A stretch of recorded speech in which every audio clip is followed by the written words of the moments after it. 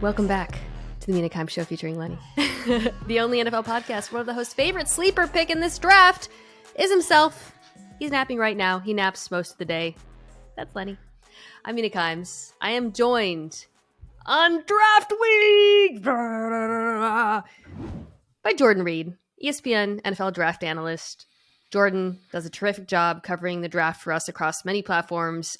Like myself, he is going to Kansas City tomorrow, and we are going to talk about the draft. We're going to do a mock draft, which is exciting, and we're going to do it the way I've done it the last 2 years, which is Jordan and I are going to pick the players that we would pick if we were drafting rather than trying to predict, which, Jordan, I feel like this year is a gift more than other years because you've been covering the draft for a long time.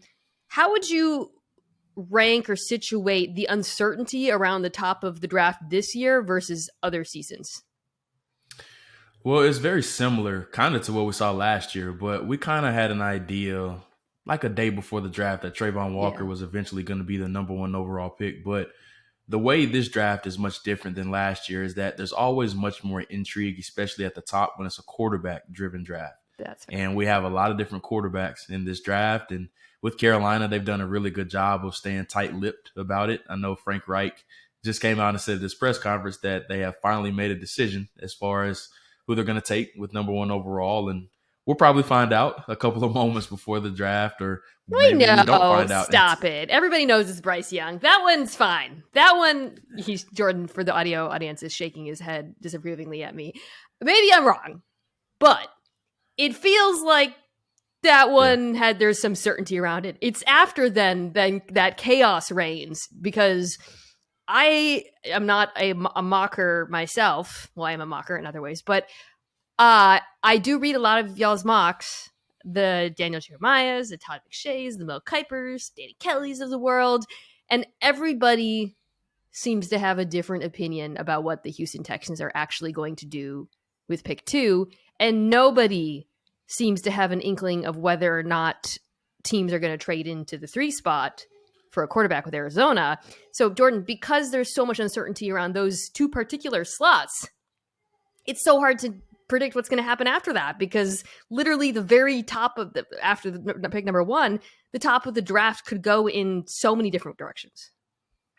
Yeah, if Houston goes defense, this draft is going to get really interesting, just because all mock draft season we've been saying they have to take a quarterback. And I still believe that. I just don't see how they can come away from the number 2 pick, picking that high, and not coming out with the quarterback. Davis Mills leading the league in interceptions a season ago. They signed Case Keenum, but we all know that he's a backup. So I know DeMeco Ryans is locked into a 6-year deal. There's no rush on picking the quarterback, but there's just no guarantee that you're going to be picking this high again next season. And then how can you sell to the players in the locker room and then that fan base? They need a jolt to be jump-started somehow. And I just don't see how you can come away or not come away with the quarterback at number 2. All right, well, spoiler alert, one of us is picking for the Houston Texans, and that person will be taking a quarterback, I believe. Before we get to the mock, though, we do have to discuss the other big piece of news, which came as a relief to me, and I feel like probably you too, because I think we being like draft media, NFL media, we're stealing ourselves to have the Aaron Rodgers Jets trade break like moments like on Thursday afternoon, and it would blow up our programming the way it did a few years ago in Cleveland. So I know this isn't about me, but selfishly, I was quite relieved when the news actually broke yesterday, Monday. I was on air. Adam Schefter broke the news on air. There's some confusion about why I and my castmates look shocked. We weren't shocked by the trade. We were shocked because the way, you can watch the video, Adam Schefter delivered the trade. He started with, the Jets are sending pick 13. And then kind of, we were like, what? Because we had thought that pick was off the table. And then, I don't remember the exact wording he did, but then revealed in exchange for pick 15, which, obviously mitigates that a great deal. So just to kind of recap what was actually exchanged, because this was, I think, why this thing took so long to actually unfold after the news broke that it was largely going to happen a month ago. The Jets get Aaron Rodgers, pick 15, and they get a 5th round pick this year. The Packers receive pick 13, a 2nd round pick this year. It's 42. So I think it's the one they got from Cleveland for Elijah Moore, which is interesting because it's kind of a 3-team deal, just delayed. And they get a 6th rounder this year. And this is the sort of crown jewel of the trade, or I think the key to all of it. They get a 2024 conditional 2nd rounder that becomes a 1st rounder if Rodgers plays 65% of the snaps. So the framework of this had kind of been rumored for a while. I remember Charles Robinson of Yahoo, I think, theorized that it would be something pretty close to this, even with the conditional 1st rounder. So I guess it's not completely surprising. The one aspect of it that surprised me a little bit, Jordan, is that the conditional pick was only based on Aaron Rodgers playing 65% of snaps. Because, like, if you don't meet that, you're screwed. So, and I think he will. I mean, not just because he's Aaron Rodgers, they're not going to bench him, but that's not a very low bar. He's played through, or high bar rather. He's played through injuries before. I guess I had thought it would be something more like a playoff requirement, or maybe even extending further out in time to try to ensure he's going to play more than one season. But I think for the Packers to get what should be locked in as a 1st round pick, I don't think either side won this, and we'll get to the actual football of it all, but I thought that was a pretty nice haul. Bill Barnwell did a column where he looked at the Jimmy Johnson trade value chart and netted it out at about a 9th overall pick. So what was your take on the actual picks and compensation before we get to, what the Jets are actually getting in Rodgers? So I actually was watching you guys live when it actually happened, and I had the same exact reaction as you and Marcus. I feel justified. When he said 13, you were like, whoa! Yeah. Okay. So it was funny to see you guys' reaction live on air, but I thought both teams did a really good job. I thought it was a really fair deal for both sides, and I agree with you. I think the conditional 2024, I think that's the pick that was really holding everything up, whether it was a percentage of what he was going to play or maybe it was a contract situation, how much each team was going to pay or something like that was holding things up. So, I mean, I'm really happy that it got done, of course, just because the wait seemed like it was forever. The talks were ongoing, then they stalled, and then they picked back up randomly. So it's just good to finally have into it all. But I kind of want to speak more so from the Packers standpoint, just because I think they did a really good job. Because I think it's a little bit deeper than what a lot of people are looking at it from the surface of it. Just because I think the Packers were thinking more so of that conditional pick, just so Jordan Love, maybe he doesn't prove to be the guy. And I think that 1st round pick gives them a little bit more flexibility to say, hey, this guy isn't what we thought he was. Yeah. And now they can give themselves some more flexibility to eventually trade up for a quarterback, or they may be in contention for a quarterback. So I think that's an angle that a lot of people really aren't thinking. They're just looking at it from a surface level. Sort of like that gives them a little more flexibility. The Eagles adding a 1st rounder from the Saints. Now at the time, nobody thought it would be pick 10. I don't think. I doubt the Saints would have traded it if they knew it would be that high. But when they made that trade, I think it was a reasonable response to think, oh, this is a little bit of Jalen Hurts insurance, because there were a lot of question marks around his future in Philadelphia, whether they would commit to him for the long term.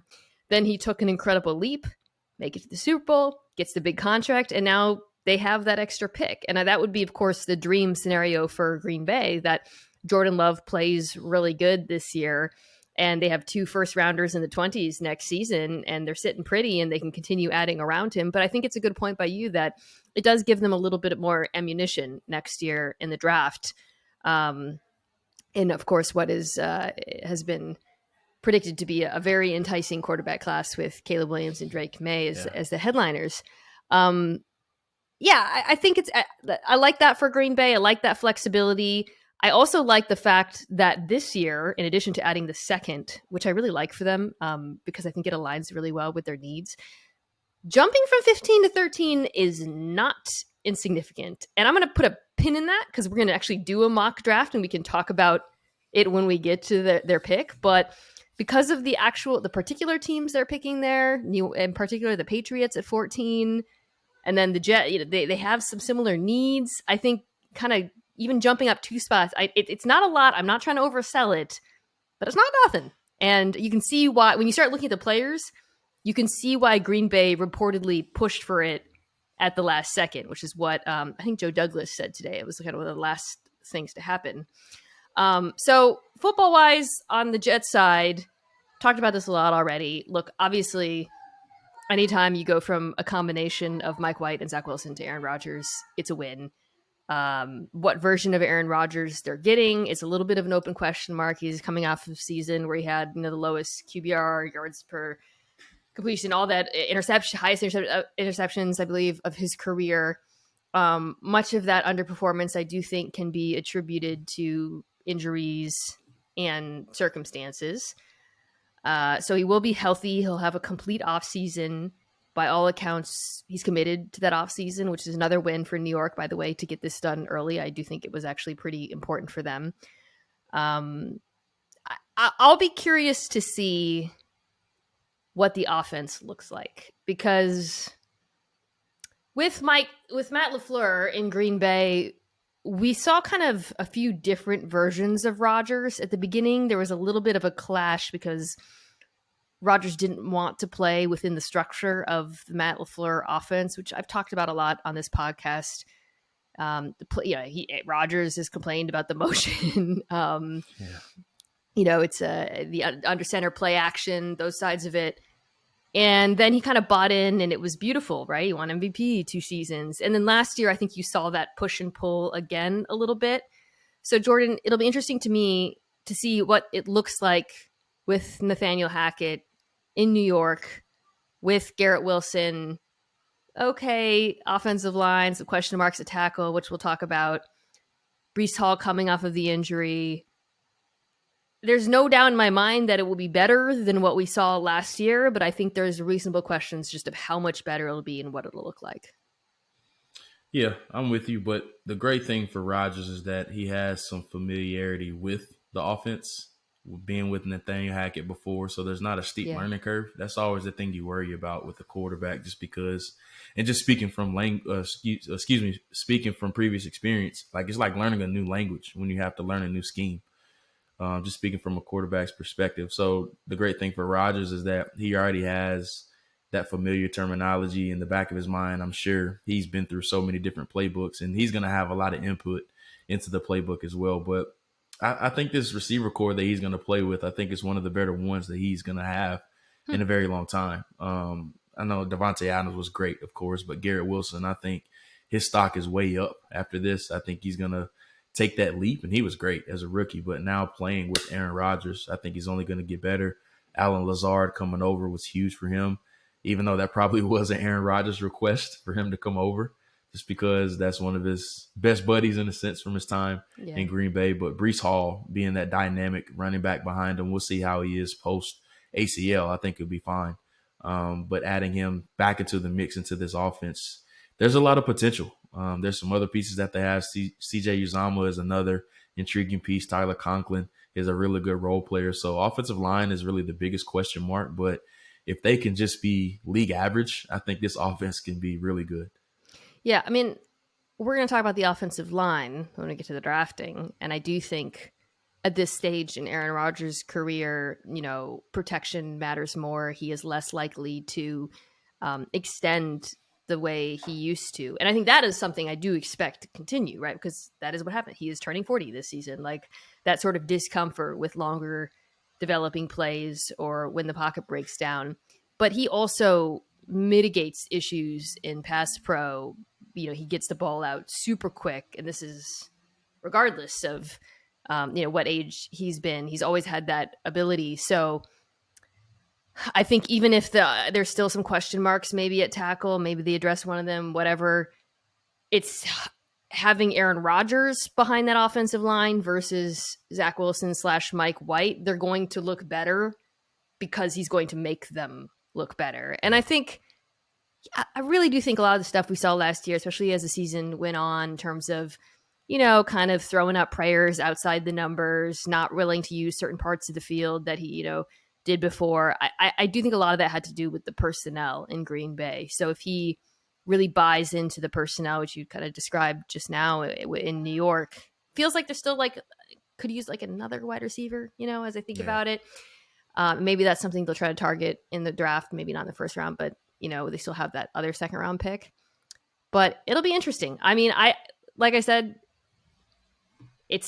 I wasn't going to say like, oh, it's a win or a loss because of a conditional. You got Aaron Rodgers. You upgraded from Zach Wilson. It's a win. I think, on the first take of the world right now, they're debating what a win looks like. Do you have to win a Super Bowl to make it worth it? I'm kind of the mind that it's a win if your team is going to be competitive and fun and you're not handicapping them forever. I feel good about that, even if I, as we have discussed, think that Green Bay got a good return. Yeah, I mean, I'm right there with you. And it's Aaron freaking Rodgers. It doesn't get too much better than that. And based on what they've had over the past few years, they'll take it easily. Yes. Jets fans are ecstatic about it. And I'm just excited to see how it turns out, honestly. And the AFC is a gauntlet. It's not going to be easy. I still don't think they're in that tier with the Bengals or the Chiefs. I think they're a step below that just because we haven't seen it. But the potential, especially with the young defense that Robert Saleh has put together, if they're able to mesh, the division's tough. Miami, I think, is going to be much better than what they were a year ago after the fast start. Buffalo's always going to be there, of course. And who knows what New England is going to be next year. We'll see. But there's a lot of potential for them. Yeah, I feel like people are kind of leaving Miami out of this conversation. Like I keep saying, like, oh, they're going to compete with the Bills for the division. I'm like, Miami had a great offseason. I mean, I know there's, obviously question marks with Tua, but I don't see this roster as being markedly better than the Dolphins roster by any means. Obviously just got better at quarterback, but we'll see. It's, the AFC is going to be a Thunderdome. All right. That's out of the way. We will pick for both of those teams. We will say what we want them to do now, having swapped places. But we will start, of course, with the first overall pick. And we can actually go pretty, I feel like I've spent so much time talking about the top draft picks. I want to make sure that I give equal freight to teams like the Commanders or the Bucks. I don't know, teams that I haven't spent as much time on. So I don't think this one needs too much discussion. You are picking on behalf of the Carolina Panthers. You're the first overall pick in this draft. You just put out a hype video with Luke Kuechly talking about them taking Cam Newton there. Who is going to be your first overall pick? Oh, man, do we get a drum roll here or do we just go ahead and get it over with? Bryce Young, quarterback, Alabama. It just makes so much sense here. And, Carolina was 31st in QBR, and there was a reason why they traded up from 9 to 1. I think Dave Tepper was very adamant in those draft meetings. He was like, look, guys, let's just stop with the veteran retreads. Let's just go up and get our guy, even if we have to sacrifice trading a player like DJ Moore, who was their best offensive player, not named Christian McCaffrey. So they get Bryce Young, Alabama. I think this player he's special. That's the best word to describe him. The poise that he plays with, the leadership that he has is more so of a quiet leadership. But even in the two games that Alabama lost last year, Mina, LSU and Tennessee, he gave them a fighting chance. And Alabama's defense wasn't very good last year. We all saw it in the Tennessee game of where they were just very, very bad. But I think something that a lot of people aren't really realizing about Alabama a year ago is that they were not very good at wide receiver. And that's something that we're not accustomed to saying with Alabama. We know the names at wide receiver that have come out of there over the last decade or so, but Alabama just was not good on the perimeter last year. And Bryce Young still was able to make things happen. His leading receiver last year was Jahmyr Gibbs, who's a running back. So that just goes to show you that they were not very good on the perimeter. The offensive line was average. It wasn't accustomed to what we've seen in years past. And Bryce Young was just able to make things happen week in and week out. But with Carolina, I think this is a sneaky playoff team in the NFC. The NFC is not very great. The South is, we'll see what the Bucks are. I don't feel good about their quarterback situation. The Saints will be better with Derek Carr there now. And, the Falcons, they look really good on paper. I will say that. But Desmond Ridder, he's still a big question mark. So with Carolina, I love the offensive line. They're young and ascending. Yeah, they have a lot of promising pieces on defense. Carolina still needs help at wide receiver, I think. I like adding Adam Thielen and DJ Chark, but I still think they need to add another wide receiver to the room. Terrace Marshall, they're still waiting for him to break out, entering his third season now. So they still need some help at wide receiver and tight end as well. I would like to see them add another option there. So with Bryce Young, he can make a lot of things look better than what they are, though. So I like the surrounding pieces. as far as on the offensive line, but I would like to see them add another perimeter weapon. But getting Bryce Young, I think would really, Yeah, really help them. I would take Young too. And I think to your point, I'd feel good about it if I was Bryce Young. Not just because you're the first overall pick, but like it's a good situation. I completely agree that they could get better at wide receiver. I think, though, having had to trade DJ Moore, obviously, to get the pick, I like the additions that they made at the values that they got them. I think DJ Chark as a deep threat for Young, too, will be one that people appreciate once they see it. I've talked a lot about this offensive line. I think it's a good run game, obviously a young defense. And then, Frank Reich, if you're young, it's not perfect, but compared to like many teams that tend to pick first overall, it's pretty damn good. So Yeah. Happy for him. Happy for you. Congratulations. I'm picking next. I am the Houston Texans. I am not skipping out on a quarterback, even though I think there's a good chance that they will, as we talked about. I'm going to take CJ Stroud here. So I guess this sort of, I haven't really given like a quote unquote official quarterback ranking. And I have gone back and forth between Stroud and Richardson. And I think you can make a strong case for either. I think you can make a case for like Anthony Richardson at so many places in this draft. But ultimately I decided on Stroud just because I feel like for the Texans, getting a quarterback with the floor that he brings will set the franchise in the right direction based on the talent that they have right now, the personnel, the coaching. I think he'll be a good fit with my new offensive coordinator, Bobby Slowick, coming from San Francisco. I think he can operate a Shanahan style offense. I think they'll, find ways to also use his legs in ways that we didn't see in college. And I feel good about it. He's one who I don't have a feel for where he'll actually go in the draft right now. There's just so much noise around him and the just all of it, the testing and this and that. Yeah. I just know, like, watching his tape, it goes beyond the Georgia game for me. I thought there were enough moments where he flashed creativity.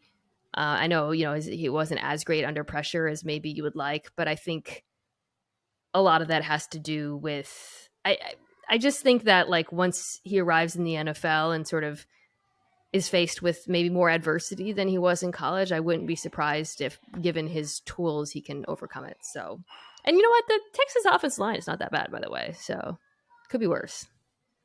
Yeah, it definitely could. And I think you're spot on with CJ. Like, he's the most polished passer in this group. And I just don't – I get all the steam of the Texans wanting to take Will Anderson or Tyree Wilson, but you have to take a quarterback here. And there's chatter of them taking a quarterback at 12, but it's like you're kind of working harder just to work backwards. That makes no freaking sense. I mean, I talked about this last week where it doesn't make any sense. If you like a guy enough in the top half of the first round, you should take him at second and not risk it. I can't even – that as a strategy. Maybe if it happens and it falls into your lap, whatever. But even then, you're constant – like, it's just weird. And it rarely works. I know like it worked out with the Ravens more. Like, picking the first round before him, but that's just ridiculous. All right. So I should have prefaced this all by saying we're allowing trades within the first round. All right. Yeah. So you're up next. You're pick number 3. You're Arizona. What are you doing?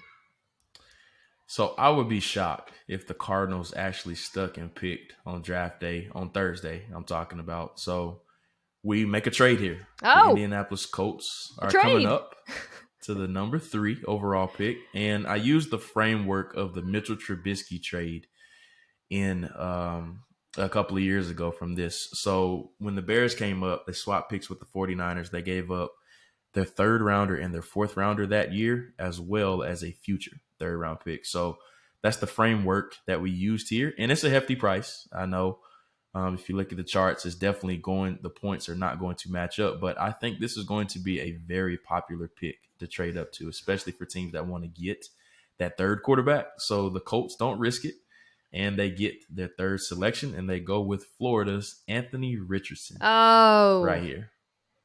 I love it. Yeah. I want him to be a Colt. I've decided. I do too. I do. It's such a perfect spot for him just because he needs to go somewhere where he can be nurtured by a proven quarterback developer. And I think Shane Steichen would be perfect for him. And I think the Colts offense, the way he's going to design it, if it's similar to what he did in Philadelphia, as far as a lot of quick games, short to intermediate, with some deep shots occasionally down the field, but very run centric. Jonathan Taylor behind him would be great. They're going to improve the offensive line the best they can. You have two promising players outside, and Alec Pierce, who had a really good rookie year, and Michael Pittman Jr., who's a promising player too. So they have some visible weapons. You have a really good running back in the backfield as long as he stays healthy. But Anthony Richardson adds another dynamic to take some of the stress off of, alleviate some of the pressure off of that offensive line being so great. Yeah. So adding him in quarterback design runs, using him, complementing Jonathan Taylor, just imagine trying to guard a game plan for both of those two from a run game aspect. And then, of course, having to worry about his arm too. So using the framework of what Steichen did in Philadelphia under the tutelage of Steichen with Jalen Hurts, you use that blueprint. And I think that would be a really good situation for him. Like, by the way, when I said I want the Colts for Anthony Richardson, like the Lions would be an incredible landing spot. But I think as far as the teams that are going to play quarterback immediately after Carolina, for the other reasons you mentioned, it makes sense. I also think the more I've thought about Anthony Richardson and the more I've watched him and rewatched him, I do think it would actually just serve him to play, because his rushing ability will give him, with the right coaching staff, a floor when he comes into the NFL, in the same way that we saw Hurts early in his career, Fields last season. It'll create easier defensive looks, obviously, for him. And then he can kind of build on the passing game from there. And, Steichen's a perfect guy to do that. The trade does imply that, the Colts thought someone else might jump there for him. So who that would be, I don't know. All they got to believe is it's just one to leap that one spot. But Arizona fans will also be very happy with it, because if they only fall to pick 4, it means they still have their pick of everyone who's not a quarterback. Yeah. I am picking for Arizona. I take Will Anderson. I don't even really need to get into it. Arizona could really take any player in this draft in terms of need. I think you could make a case for Jalen Carter, but I'm going to take the safest pick, and that would be Will Anderson. I don't even know who the top... I know they are. It's not Marcus Golden anymore. Arizona. Can you, off the top of your head?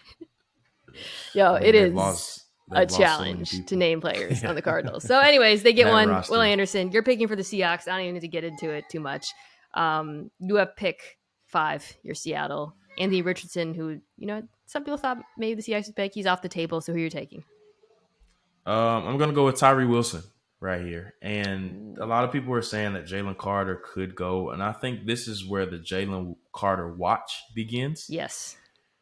But I've kind of went back and forth on if they actually would take him, just because there's so many different directions of where they could go. But I keep coming back to the Malik McDowell situation that could scare him off. But they've taken players with character questions in the past. But this is what you would do. So tell us why. Yeah. So I just think with the versatility that Tyree Wilson has, he can play inside, he can play outside, and this is a team that just needs pass rush help. They need help up the middle. They need help on the edge, and they were 28th in pass rush win rate a year ago, which is not very good. And they just had too many older guys playing too many snaps last year. Bruce Irvin played way too many snaps last year, and putting a guy like Tyree Wilson in a role like that, I think that would help them tremendously.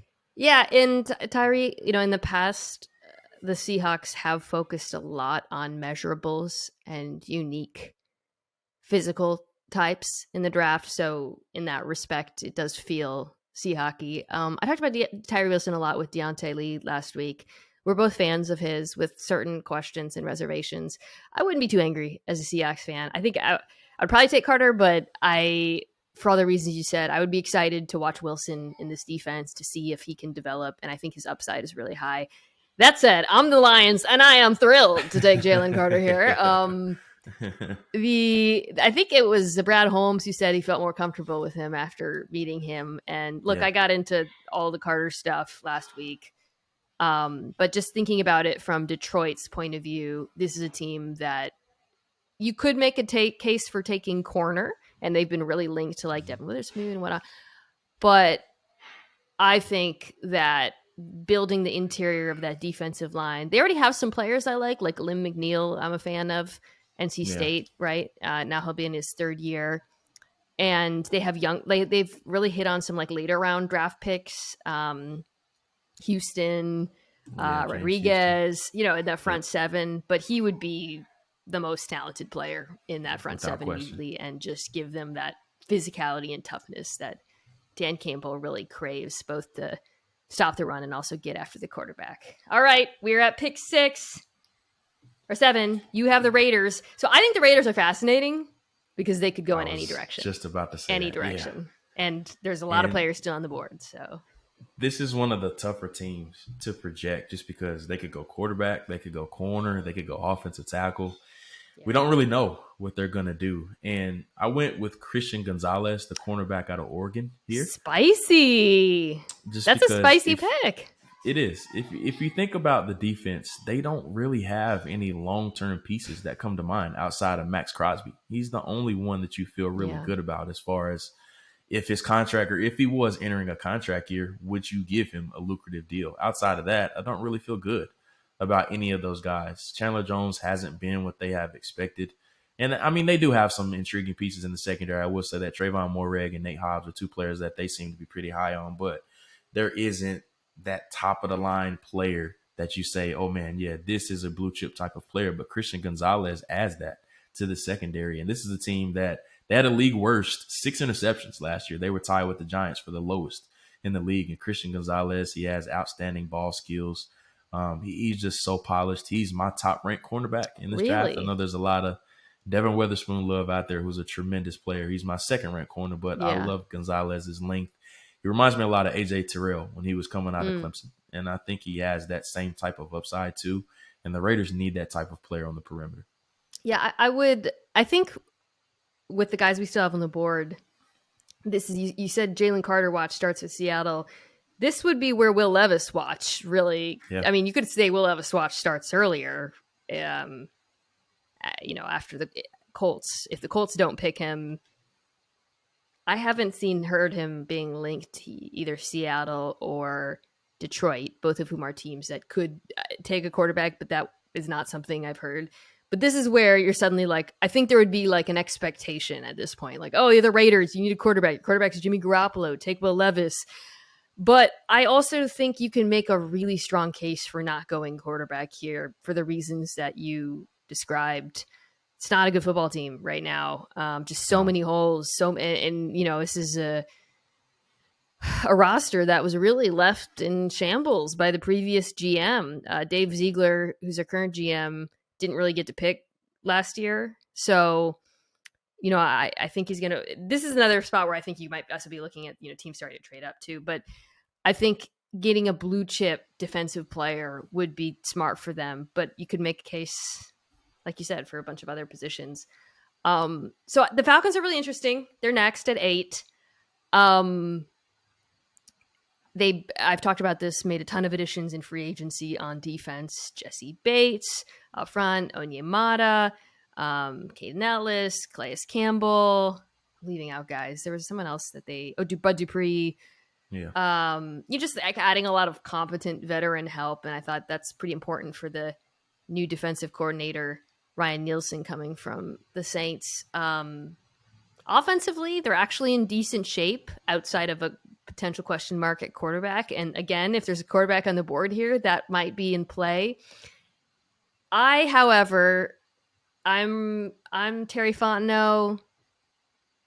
Ryan Nielsen screaming in my ear, give me Witherspoon. Yeah. They did make that trade for Jeff Okudah, but that to me is just let's see. That's certainly not prohibitive from drafting a corner. And the thing about Ryan Nielsen is I do think we're going to be see a bit of a shift in the defensive scheme from Pease. And prior to that, I do think he wants cornerbacks who can play, who are pretty scheme agnostic, but can play tight man coverage. I think Devin Witherspoon answers the call and putting him across from AJ Terrell. That'd be an awesome duo. I would love that. Yeah. So I'm happy. I'm the Falcons. I've got Devin Witherspoon, who's Mina Kimes' favorite player in the draft. I love it. I'm up next with Chicago, another team that is very fascinating to me.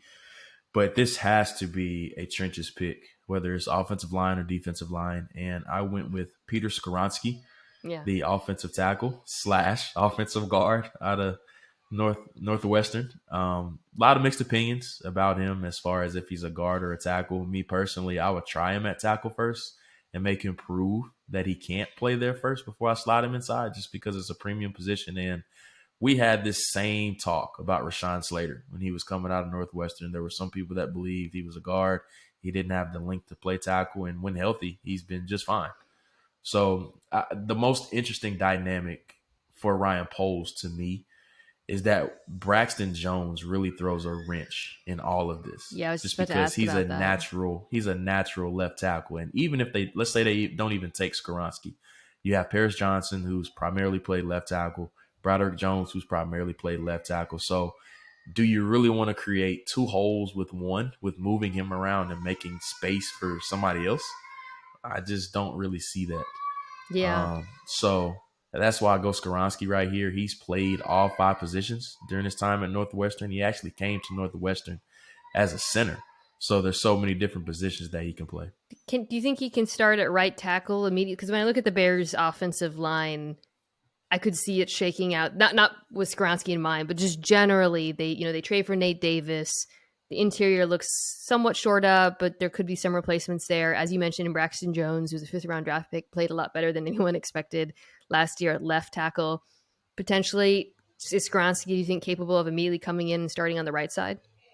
Yeah, I think so. Just because he's played every single position during his time there. So I would try him first at right tackle. But the great thing about it is that even if he doesn't hold up at right tackle, I think he'll be just fine at guard, which is another hole that they have. They have a lot of positions that they need to address along the offensive front, but things look a lot better if you add Peter Skoronski to the fold. Yeah, that one, that's not a huge surprise. It feels like a lot of people have the Bears going Skoronski there. We'll see. Well, I'm the Eagles at 10. I'm disappointed because I wanted Peter Skoronski. He's very eagle-y. For sure. So I am pivoting. There's people out there who think I'm going to take a running back at 10. No, I'm Philadelphia. That's not what we do. I do what we do, which is trade. Trade down. The Will Levis watch is over because the Tampa Bay Buccaneers have traded up from pick 19 to pick 10, giving up their 2nd-round pick and a future 3rd in the process to get Will Levis. They are jumping the Tennessee Titans. They are worried that the Titans are going to take their quarterback of the future. They think it's their best shot at finding their next quarterback. I want a team to do this. I want either the Bucs or the Vikings or the Commanders or the other teams who need quarterbacks late. Those are the 3 that come to mind immediately. To jump up and take one of these guys.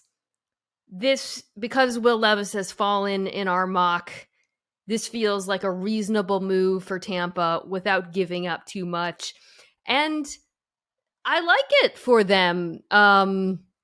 It's funny because Bruce Arians is no longer in Tampa, and I think Will Levis seems like such a Bruce Arians quarterback. I know. But the quarterback the offensive coordinator that's coming into Tampa is Dave Canales from Seattle.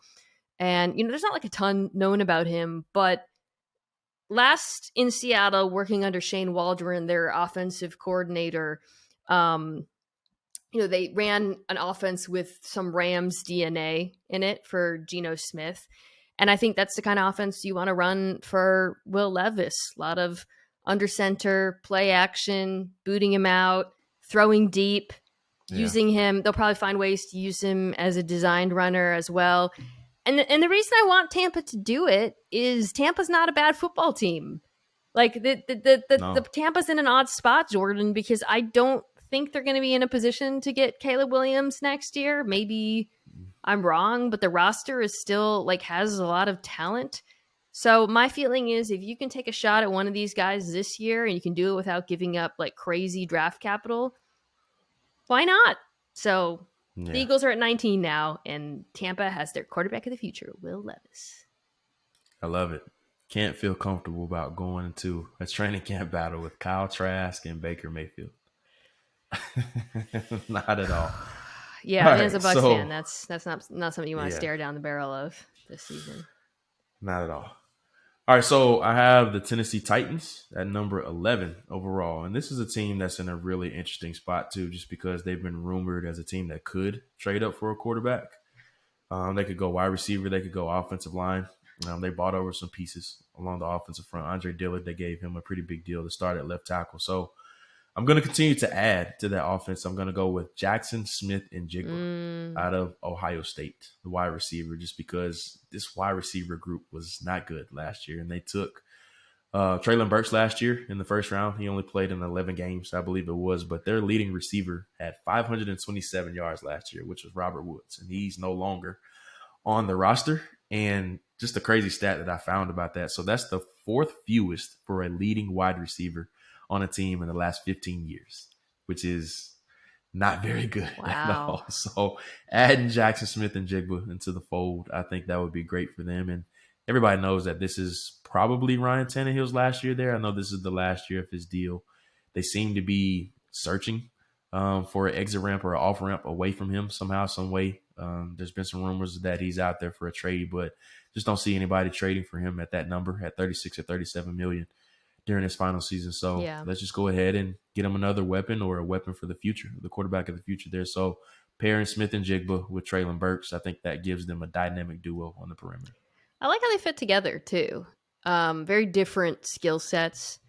Smith and Jigba, will primarily play in the slot. He's more of that reliable kind of chains mover guy. You're going to see a lot on slants and option routes and in breaking stuff, which, by the way, I think Tannehill and him make a lot of sense as well. But Burks can be more of that deeper threat for them, stretch the field. I mean, they probably could use for batting another speedster. But I think they have complementary skill sets. With the Titans, there's a lot of positions that they could have addressed, but I like the idea of getting the best wide receiver and the top wide receiver in the class. So I like it. Okay. It's interesting. We're at 12 and offensive tackle hasn't been taken. And this is when you start getting like a little bit, or 11 really. After Skoronski, you're like, okay, are the Titans going to take an offensive lineman? Because we're going to get to the offensive line glut in a second. But I'm the Houston Texans. I don't need an offensive lineman, or I don't need a tackle. I've got my quarterback of the future in CJ Stroud. There's a lot of ways I could go here. I could go wide receiver too, as well, by the way. Robert Woods. I could add to the secondary, but I desperately need pass rush. Not so much so that I'm going to take Will Anderson over quarterback, but D'Amico Ryans wants another edge rusher to add to his front seven, and we are taking Nolan Smith out of Georgia at pick 12. Maybe a little bit rich. I haven't seen where Nolan Smith has been mocked lately, but he is my edge 3 personally. Talked about this a little bit last week. And I like him for D'Amico Ryans. It's going to be a 4-3. They're going to have him rushing out of a fairly wide alignment where I feel like his speed can be a tremendous asset. I don't know, like if he's going to be an impact player from day one, but I think he has the potential to become one, and I really love pairing him with D'Amico Ryans. So, yeah, I mean, I'm right there with you. Like, if I was the Eagles at 10, I would take him. Really, you would have taken him? Okay. Yeah. Is he your edge 3 or? Yeah, he's my edge 3. He's exactly like Hassan Reddick. That's been the comparison used for him, and you can see that a lot as far as from their build, their pass rush ability, how strong they are against the run. So D'Amico getting him here, I think that would be a great start to the defensive rebuild for them there. Okay, by the way, so now we got to the trade, which I said we were going to talk about. So the Packers were at 15. They have jumped up to pick 13. They have leapfrog the Jets and the Patriots in doing so. Who are you going to take? Pick 13. Yeah, so Green Bay is really interesting. They're always one of the harder teams to predict to, but everybody likes to give them a wide receiver in the first round for whatever reason. They haven't taken one since Javon Walker in 2002. So wide receiver, I don't think is going to be an option here, especially with Jackson Smith and Jigba going. Would you take him if he was still there? Before them too. If it was me, yes. Okay. Brian Gutekunst, no chance. Yeah, too small, right? I mean, they always take bigger. Yeah. Anyways, yeah. Well, we'll see. All right, so he's gone. He's gone. Too rich for a tight end, I imagine you're thinking. Yeah, it is. Too rich, especially in a deep class. I went with Clemson defensive end Myles Murphy right here, who really fits their profile. I could see him reminding them a lot of Rashawn Gary when he was coming out of Michigan. This big, young, really athletic player. Big, young, athletic player that had production in spots, but never really reached that potential like he had walking through the door as a big-time high school recruit. Only 21 years old. And also, Rashawn Gary's recovering off a torn ACL, so there's going to be a lot of snaps for him early on, opposite of Preston Smith, and that's exactly what he needs. He just needs reps. I think he's going to continue to get better. Preston Smith, I think, is entering the latter years of his contract there with the Packers, so they go ahead and get a succession plan in place. But while those three are there, you have a really solid rotation of those three. And I could see him having a Rashawn Gary type of trajectory going on his second or third year in his career. I think this is such a fascinating draft for the Packers organizationally because everything you just said, like they really do need a pass rusher. And you can like Myles Murphy at 13 it's a better value than a tight end, right? You would say that. However, and organizationally, this is what they do. They're not going to take a little pass catcher. They're not going to take one there. It's just not what they've been doing. But I think that there's suspicion that they might deviate from what we've seen. One, because this is my suspicion, because they jumped the Pats and the Jets in particular, who I think people are associating with offensive tackle and pass catcher. So the feeling is like, well, you do that to go offense. And then also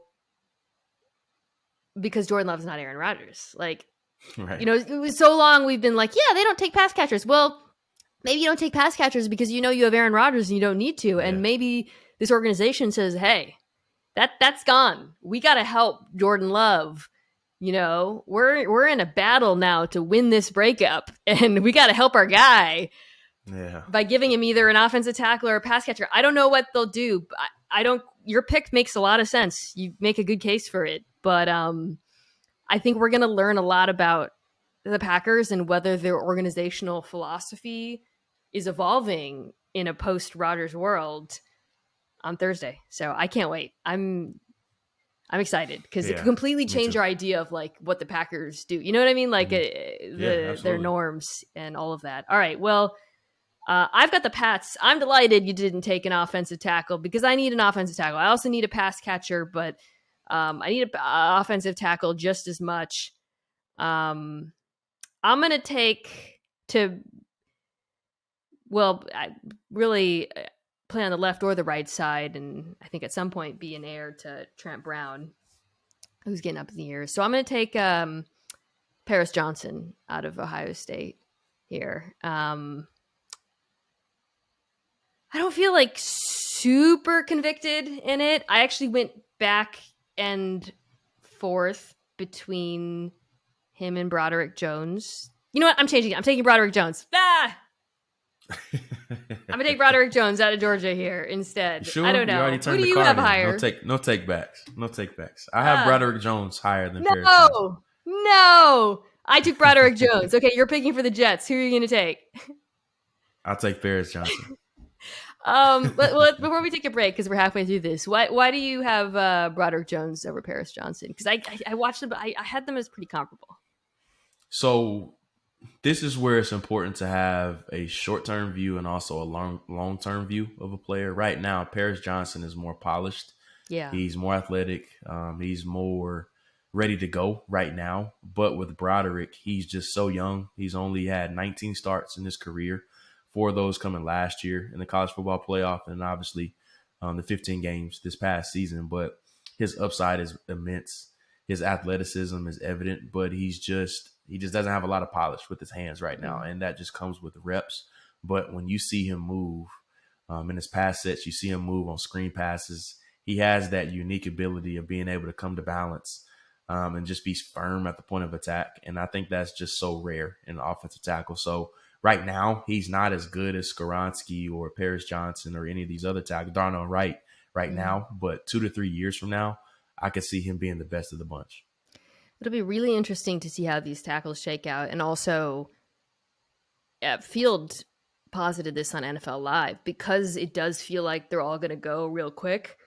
We'll see what happens with the Titans, I think, and the Eagles. Those are kind of wild cards. But potentially you can look at 9, 10, 11, 13, 14, 15 and argue every single one of those teams could take an offensive tackle, starting with the Bears down through now the Jets.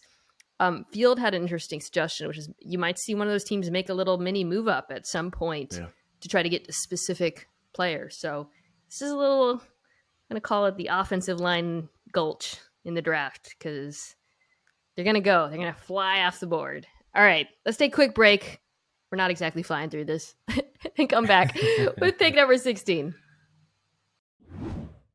Tickets to the game, merch, meals at iconic restaurants, stays at Caesar's Palace, all this can be yours when you bet with Caesar's Sportsbook. Win or lose, every bet earns reward credits, which you can redeem across the empire. Now, if you haven't started yet, register using code OMAHAFULL, and then place your first bet up to $1,250. If you win, great, keep those winnings. But if you lose, you'll get your stake back as a bonus bet. It feels like the only two position where I'm like, this is a clear cluster. Because I haven't, looking through the draft, there wasn't really anywhere else that, I guess at the top quarterback potentially, right? But other than that, nothing else really jumped out to me. I'm at 16. I'm the Commanders. I don't need an offensive lineman. I mean, I could take one. I'm just, but I have decided not to trade up at quarterback. The Bucs did it already. So I'm rolling into this year with my Brissett Howell competition. My depth chart, as I've said, is actually surprisingly decent. I don't have many glaring needs. But one position that I do feel like I could augment, and I see this as an opportunity to do so, is cornerback. So I, Martin Mayhew, am taking Joey Porter Jr., cornerback out of Penn State. Talked about him last week. He is my CB3 behind. I have Witherspoon and Gonzalez in like a pretty significant tier of their own before this next group of corners. But I really like Porter Jr. Extremely physical, extremely long. I think, in Penn State, they play a lot of man coverage, and the Commanders under Jack Del Rio played more zone, but I actually really like him as like a ball hawking zone corner. Yeah. And I think, he can play both. One thing you talked about, the Lions not having, or pardon me, the Falcons not getting their hands on the football. The Commanders didn't have a cornerback finish in the top 30 of the NFL in terms of PBUs, and they're gonna get them from Joey Porter Jr. He's gonna get his hands on the football.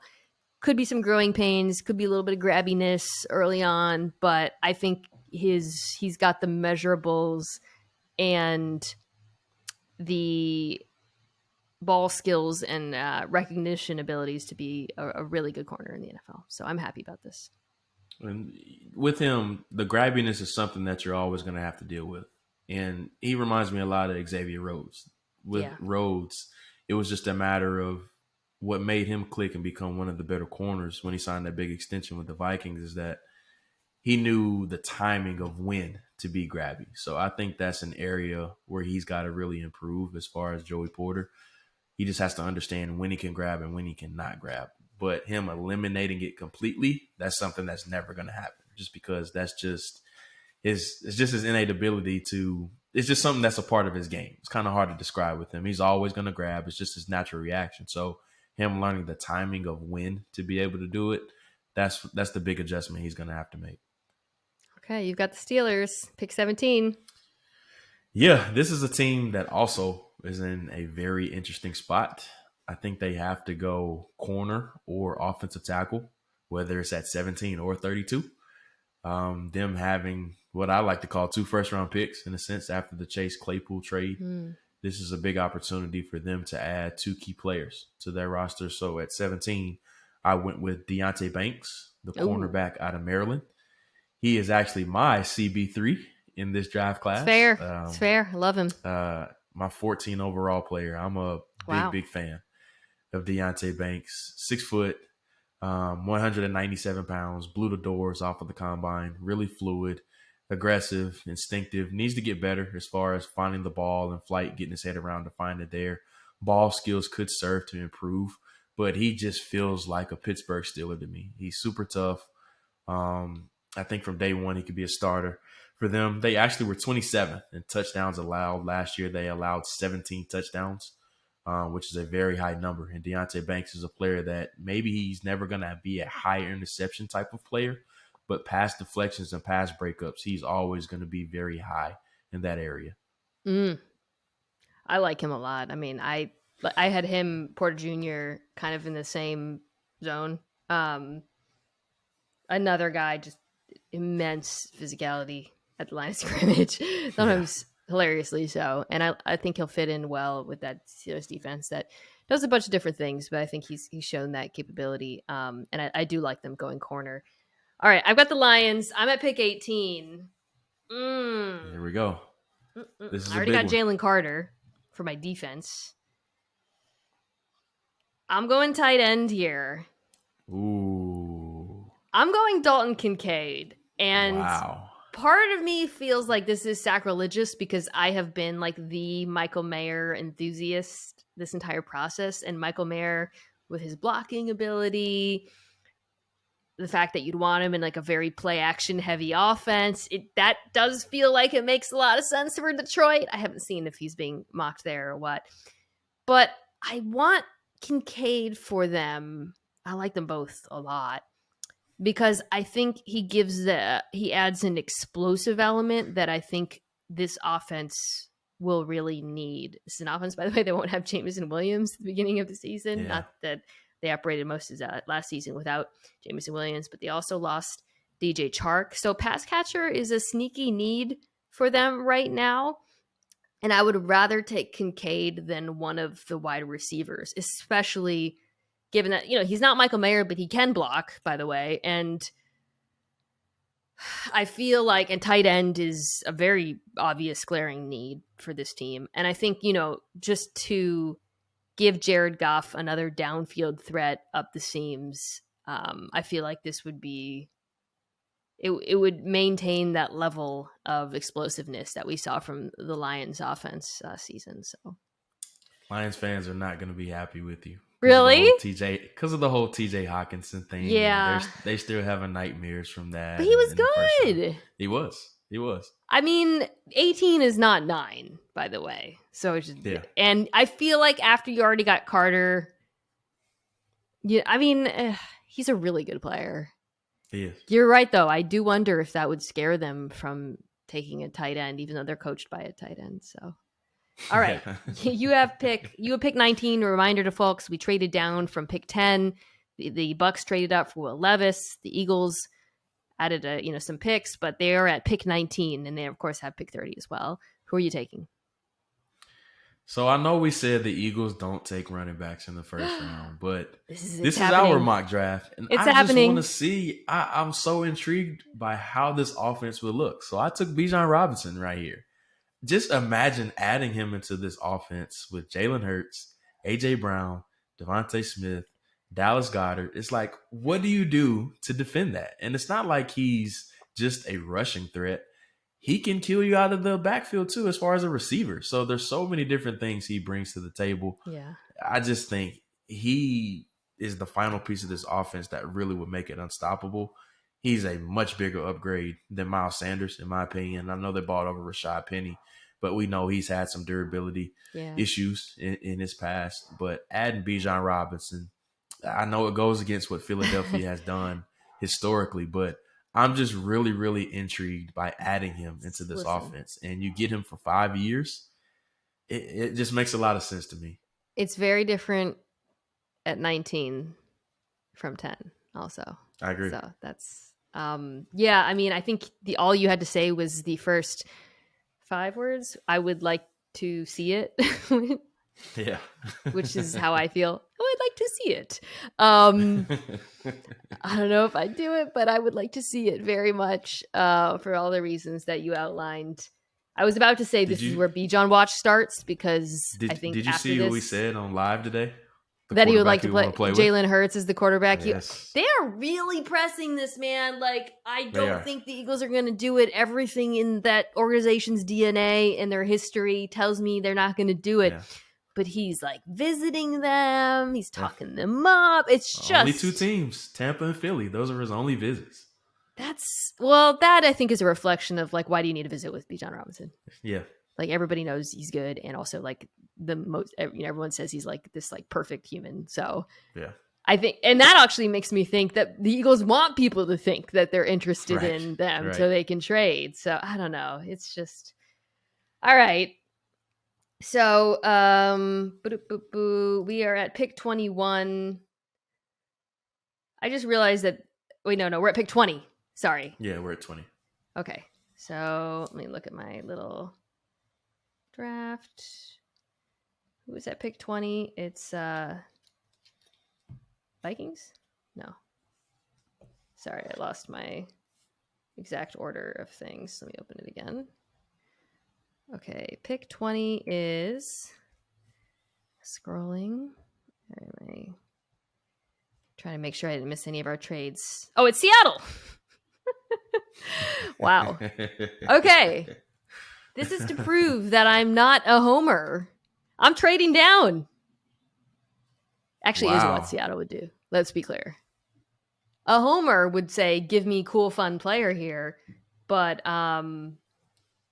I guess for this exercise, we actually are trying to be homers because we're trying to do what's best for the team. So you can scratch everything I just said. No, listen, there are a lot of players here that could help Seattle. A lot of players I'd be excited to see on the Seahawks. But I'm trading down. I'm picking up.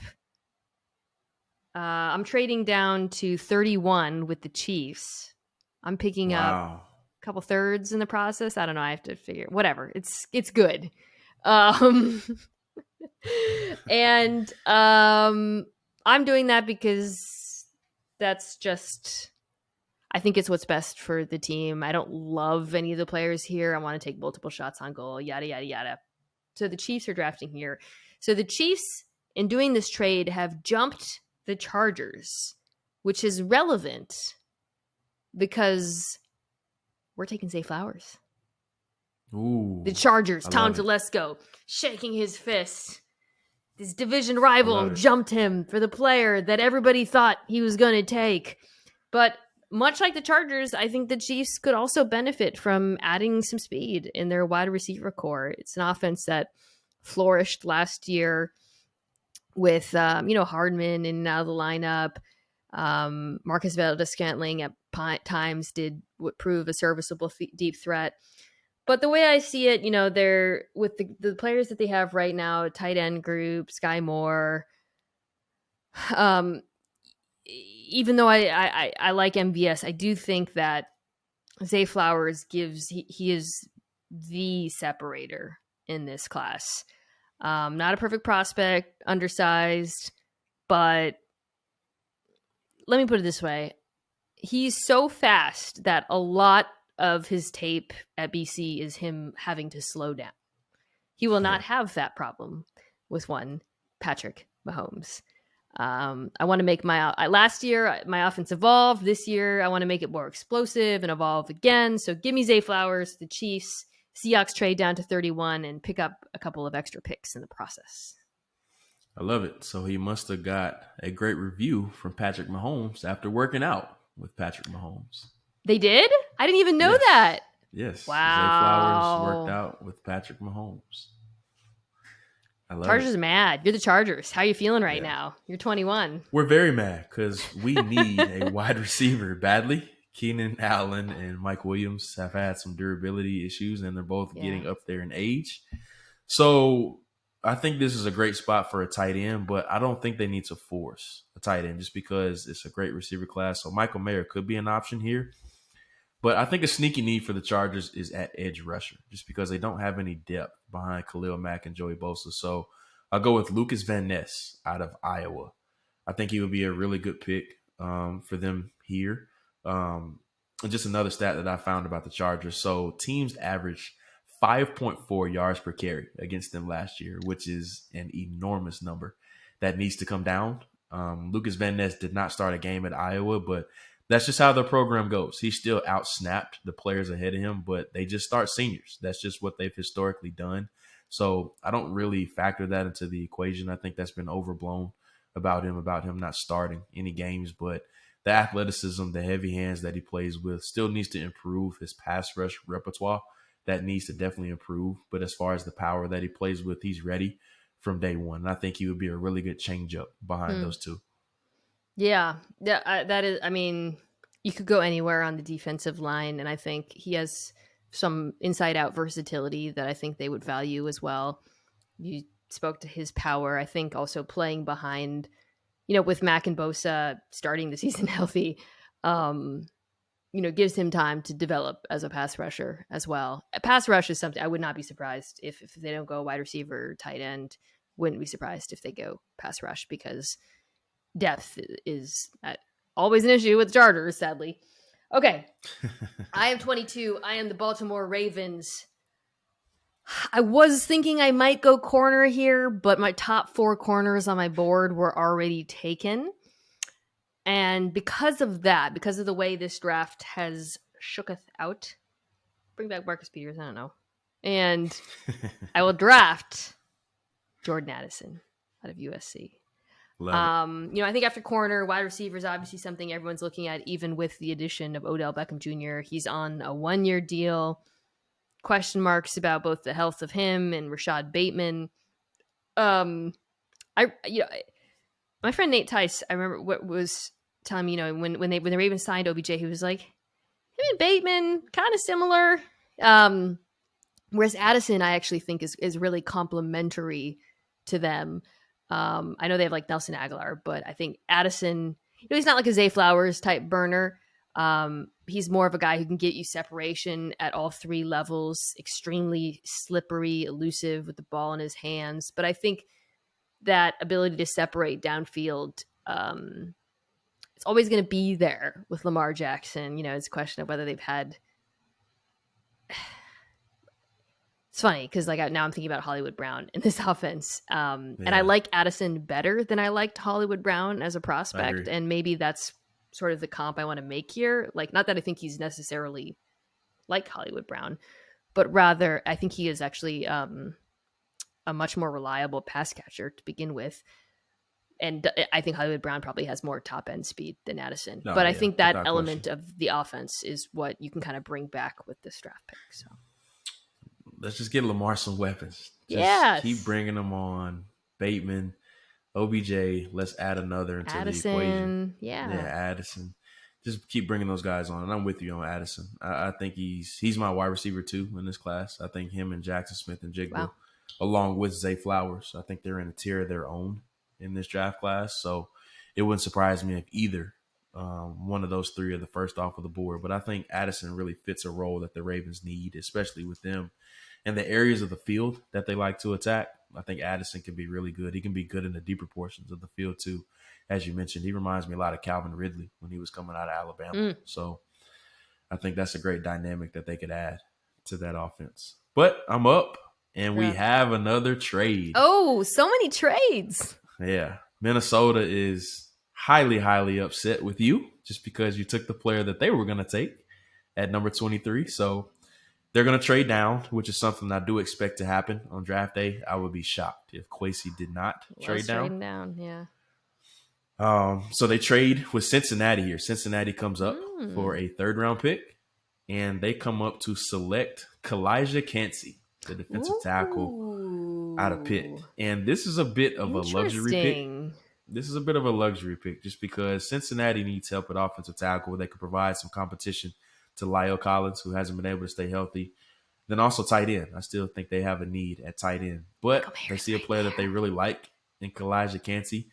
And I think the most important part of Kalijah Kancey's NFL projection is that he's going to need to go to a team that rotates their defensive linemen very frequently, just because the big thing about him is that he's just not consistent as a run defender right now. So why not add him into the mix alongside DJ Reader, BJ Hill, and some of the other big bodies that they have in there, and then use him as a changeup on some passing downs. So we know from day one he's going to be able to rush the passer. We know, like, that's what he's naturally able to do. He's going to be able to have a significant effect as far as being able to generate pressure and then finishing with sacks. So adding him into this defensive line rotation, I think will be a phenomenal fit for him.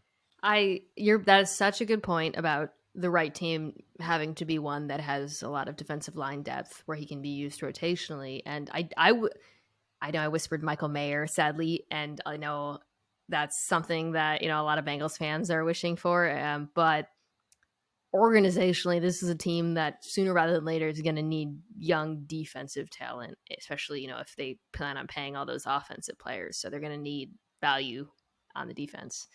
I like the pick. I love my next pick. All right, we're at, I think, 24, correct? Yes. With pick 24, the Jacksonville Jaguars take safety / slot corner Brian Branch out of Alabama. I love it. Love it for them. A team where you could point to a number of areas, I think, where they could add either there's some holes and depth, but for me, the focus needs to be an offensive line is a possibility there. I get it.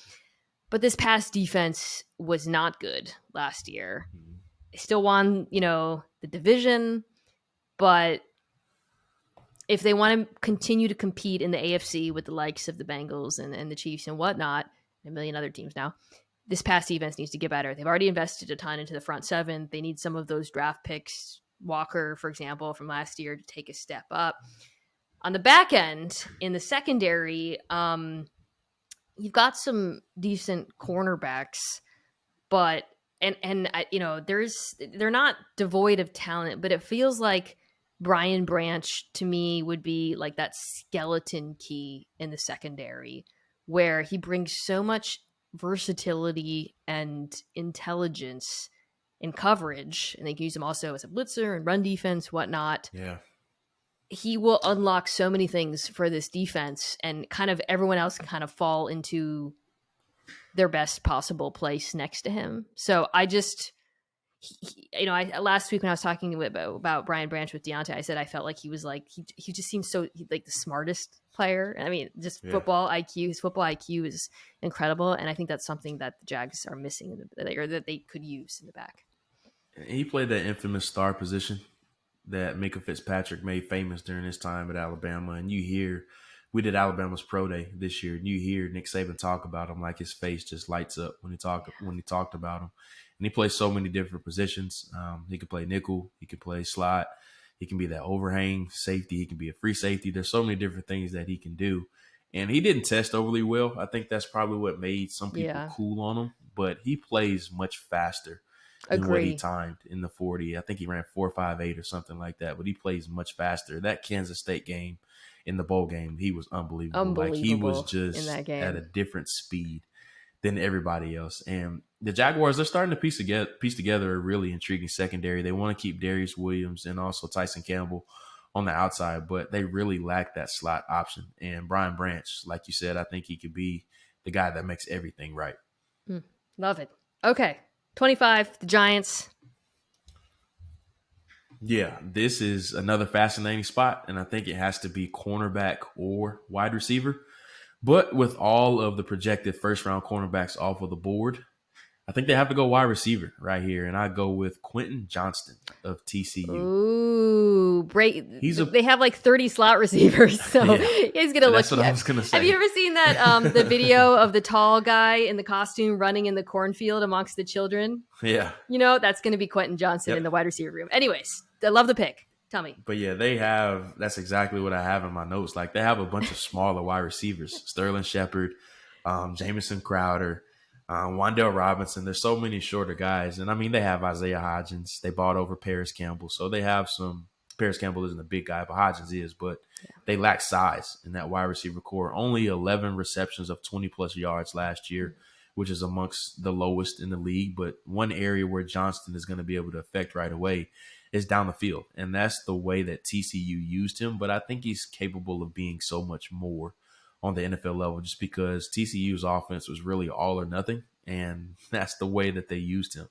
So I think you can use him in the screen game. You can use him as that big body over the middle of the field in the slot if you want to, but also you can run him straight in a vertical line down the field too. There's so many different things that he's going to be able to do. Needs to clean up his catch consistency. I think he had like a 10% drop rate last year, which is a very high number, which has been very alarming to some teams, but there is some area of improvement for him there. So he needs to get better with his catch consistency, but this is a very crowded wide receiver depth chart, but they do lack size. So I like Johnston's fit here. One thing I love, too, about his fit in this offense in particular is I think Mike Kafka, you saw this a lot with the tight ends, is really good at generating yards after the catch, right? Like Daniel Jones isn't really pushing the ball downfield last year in the offense, but he found ways to get those tight ends open and then to get them the ball in space, basically. And I think if you can do that early on with Quentin Johnson, who's a nightmare with the ball in his hands, you can mitigate some of those drop issues. That'd be cool. And they bought over Darren Waller too, which a lot of people forgot about. So that's going to help him a lot. And he can see eye level with Darren Waller, so he'll have someone to talk to. Okay, I am so stoked because I am the Dallas Cowboys. It is pick 26. We don't even talk about it. I am running to the podium, and I am taking Jason Witten 2.0. Michael Mayer, come on down. Don't even need to talk about it. We need a tight end. We like to run the ball. We like to use play action. I've talked about Michael Mayer a million times on this podcast. We don't even have to get into it. This is like a dream. He looks like he should wear a Cowboys jersey. That's all, you know. Just give him 82. Just give him 82 and keep it moving. All right, we don't even talk about it. You're 27. This is a very interesting one for me. Yeah. The Buffalo Bills. A lot of ways you go here. And I'm really surprised that this player fell as far as he did, just because I've been hearing he could go as high as number 9 to the Chicago Bears. So don't let that be surprising if he goes at number 9. And it's Darnell Wright, the offensive tackle out of Tennessee. Oh, yeah. The Bills are in a really interesting spot just because they need a lot of help along the defensive line. They also need help at linebacker. They still haven't found a replacement for Tremaine Edmonds. They want to keep Milano on the weak side just because it's a little bit undersized. You don't want that undersized Mike linebacker, so they could go inside linebacker. I could see them taking Drew Sanders. That wouldn't surprise me on draft day. But with Darnell Wright sitting here for them, I think this would be one of those situations of where you just take the best player available and don't reach take Darnell Wright here. Yeah, I love the idea of Drew Sanders as a Buffalo Bill, but if Darnell Wright's there at right tackle, you take that's replace Spencer Brown. Yeah, they've been patient with Spencer Brown, but Darnell Wright would be a significant upgrade over Spencer Brown. And you plug and play him, you let him compete in training camp, but I think Darnell Wright would win that competition. I just can't get the mental image of Josh Allen running for his life in the playoffs. I mean, some of that was created by Josh Allen, so I don't want to put it all on the offensive line, but I think it was actually Spencer Brown, the injury where he hurt his elbow. I think it came from the right side, if I remember correctly. Anyways, I get Josh Allen protected. All right, so I'm down at 28. Got to zoom through these now. Sorry, I lied at the beginning when I said I was going to. Of course, I timed it poorly as always. Blame Aaron Rodgers. I'm the Vikings. I have 28 now. Okay, this is the one that I think people will disagree with, but I don't care because he's a guy that I like, even though a lot of people I trust have mixed opinions. I'm taking Jalen Hyatt out of Tennessee here. Oh, I wanted Jordan Addison, but and they're not similar players, but they're fast. I want a wide receiver here. We didn't take a quarterback. I'm gonna go quarterback next year. I'm not taking Hendon Hooker here. There's a bunch of different positions I could address. I'm tempted by one of the cornerbacks, but I think Jalen Hyatt can help Kirk Cousins continue to push the ball downfield more the way he did last season. Justin Jefferson obviously going to open up things for him. So to make the adjustment to the NFL a little bit easier. So yeah, I'm doing it. All right. I love it. I'm on the clock again with the Saints at 29. This is another interesting team. They could go D-line. They could go tight end. But they go offensive line right here, and they go with Osiris Torrance, the guard out of Florida. There's some people that believe he's the best interior blocker in this entire draft. Depending on if you have Peter Skoronski graded as an interior offensive lineman, he's my top interior offensive lineman in this draft class. I have Skoronski as a tackle, but his resume is so impressive, Mina, just because he played 3 years at Louisiana Lafayette. He comes to Florida, and it seems as if he's still playing at Louisiana Lafayette. He was a first-team All-American. He's 6'5", 335 pounds, and you just plug and play him right now. I know Andrews Pete has battled some injuries over the past few years, but that left guard spot is what he's predominantly played throughout his career. He's also played on the right side too, but of any offensive lineman in this draft class, he's the one I feel the best as far as projecting to the next level, just because he's steady. He isn't an overly great mover, but he's just one of those dudes that's nearly impossible to get around. And you're definitely not running through him just because, I mean, he's like a boulder just sitting there. You're not going to be able to run through him at all. So I feel good about adding Torrance here. You plug and play him alongside some of the other offensive linemen that they have there. Yeah, I think he's the best, depending on how you view Skoronski, interior offensive lineman in the draft. I would absolutely love this for them, for the Saints. So yeah, makes a ton of sense. Okay, I'm the Eagles. So we have Bijan, who we took at 19, right? That's because we tried down from 10 to 19, and then now I'm picking again at 30. I know I told you I was going to take interior offensive line, but I am pivoting. Oh. It's the Eagles. I'm going to take Will McDonald here. I changed my mind. I don't know. Eagles fans are probably going to be mad. They're going to hate that. I guess I could take Brian Brisee. I don't really want to though. Yeah. Look, if I'm the Eagles here, I'm probably going to go either offensive or defensive line. I just think Will McDonald has the most upside of the remaining pass rushers. That's just my personal opinion, and he's not going to have to play a lot at first. I guess he's old, right? That's not great. Yeah, he's 24. He'll be a 24-year-old rookie. Oh, man. I don't know. What would you do here, Jordan? It's tough. I wouldn't have a problem with Will McDonald just because. No, you know what? Change it. I'm taking Drew Sanders. Here. There you go. I don't know. Is anyone mocking linebackers to the Eagles? I don't know what the deal is with. You have Nakobe. You don't feel good about Nakobe Dean? Well, him and Drew Sanders have such different skill sets. I'm taking absolutely. Drew Sanders. I'm using him situationally as a pass rusher in year one and hoping he learns how to play linebacker.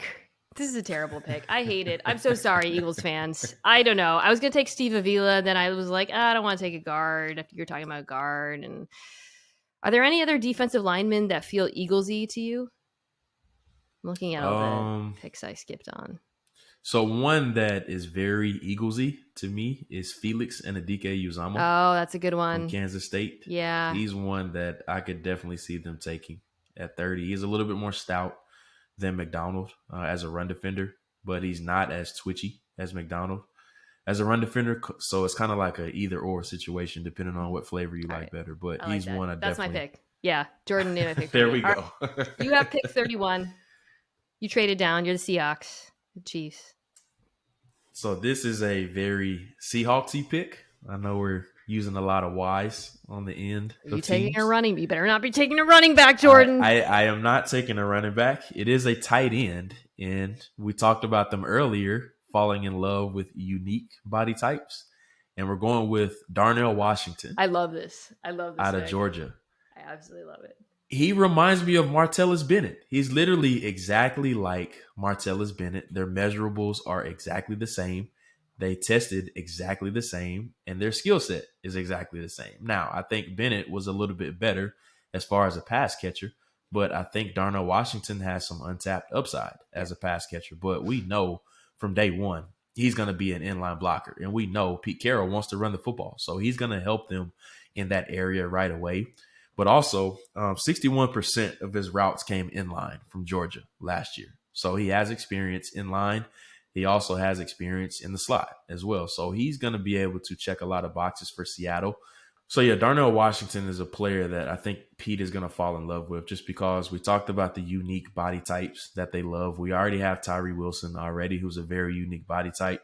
Darnell Washington is in a similar mold, very similar to Martellus Bennett. They're the exact same height, 6'7", 270 pounds. They tested identically as far as in their measurables and then their testing numbers. And then in the passing game, we talked about how much they like to incorporate the tight end. 61% of his routes came in line at Georgia last year. So he's a bit of a changeup as far as he can help you as a run blocker. He can help you in the passing game too. And it's just one of those situations of where you can see Pete taking his shirt off like he did with DK Metcalf and falling in love with Darnell Washington's body. Yeah, man. I would in the red zone, dude. No, yeah. I mean, you're right. They love the tight ends. They used a ton of 13 personnel last year. Like, I think everyone's got the Seahawks taking a receiver, but if they were picking here with the receivers that you and I have already taken off of the board, I would rather have Darnell Washington than I think that next tier of receivers. So makes a ton of sense to me personally. And I think it'd be really great. I love that pick. All right. I have the last pick and then we're out. I am the Steelers. We already have Deonte Banks. I'm going to go back to the offense and I'm going to take Anton Harrison out of Oklahoma. The Steelers made really an excessive amount of effort to improve the interior of the offensive line this year, but tackle remains a dubious proposition for them with, Dan Moore Jr. is now still on the left side. I want Anton Harrison to be my left tackle of the future. Protect Kenny Pickett. I feel like offensive line makes a ton of sense for them here. So yeah. It makes a lot of sense. And he's a player that's kind of been underrated in this class. You hear about all the other big names, Skoronski, Jones, Johnson, and Wright. Harrison's kind of the one that's kind of been lost in the shuffle a little bit. We did it. Oh, my gosh. We did it. We made it. I give you an A. We made it. I give you an A+. All right, Jordan, that was really fun. You can yell at me on Twitter if you don't like our picks for your team. But otherwise, I will see you guys next week recapping the draft. And I'll see you in Kansas City.